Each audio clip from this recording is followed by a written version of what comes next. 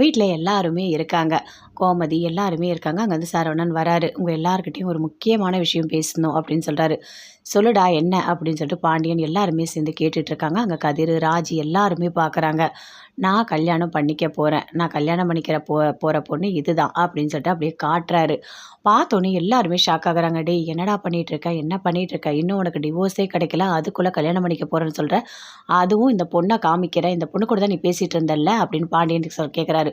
"அப்ப ஏதோ ஃப்ரெண்டுன்னு சொன்ன?" அப்படின்னு சொல்றாரு. "அப்பா ஃப்ரெண்டு தான்ப்பா. ஆனா எனக்கு கல்யாணம் பண்ணிக்கிற எண்ணம் இருக்குப்பா. எனக்கு அஞ்சலி கூட பேசும்போது ரொம்ப சந்தோஷமா இருக்குப்பா.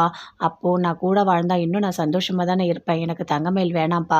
நான் வந்து அஞ்சலியே கல்யாணம் பண்ணிக்கிறேன்ப்பா. நீங்க எல்லாரும் சேர்ந்து எனக்கு கல்யாணம் பண்ணி வைங்கப்பா" அப்படின்னு சரவணன் சொல்றாரு. "என்ன சரவணா இப்படி பேசிட்டு இருக்க?" அப்படின்னு சொல்லிட்டு எல்லாருமே சேர்ந்து கேட்குறாங்க.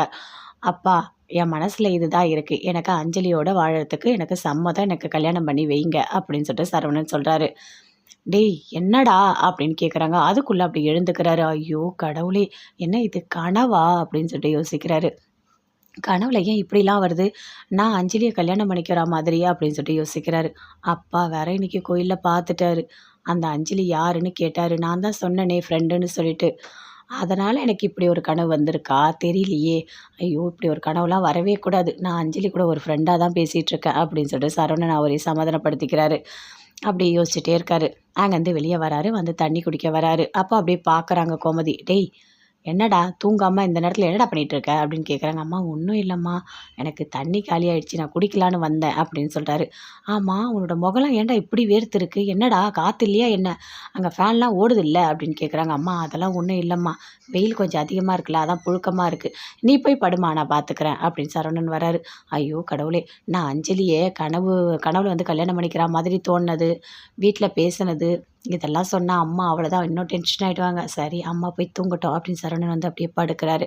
அடுத்த நாள் காலையில போறாரு. எப்பவும் போல அஞ்சலி கிட்ட பேசுறாரு. நடந்ததெல்லாம் சொல்றாரு. "அஞ்சலி நான் வந்து உன்ன கல்யாணம் பண்ணிக்க போறேன்னு சொல்லிட்டு அப்பா கிட்ட போய் சொன்னேன் தெரியுமா? அது எல்லாமே கனவா வந்தது" அப்படின்னு சொல்றாரு. "என்ன சரவணா சொல்ற? உண்மையாவா?" அப்படின்னு அஞ்சலி கேட்குறாங்க. "ஆமா உண்மையா தான் நான் சொல்றேன்" அப்படின்னு சொல்றாரு. "சரி விடு சரவணா, கனவு தானே அதெல்லாம் ஒரு பெரிய விஷயம் இல்ல" அப்படின்னு அஞ்சலி சொல்லிட்டு இருக்காங்க. சரவணன் ரொம்ப சந்தோஷமா அஞ்சலி கிட்ட அங்க பேசிட்டு இருக்காரு.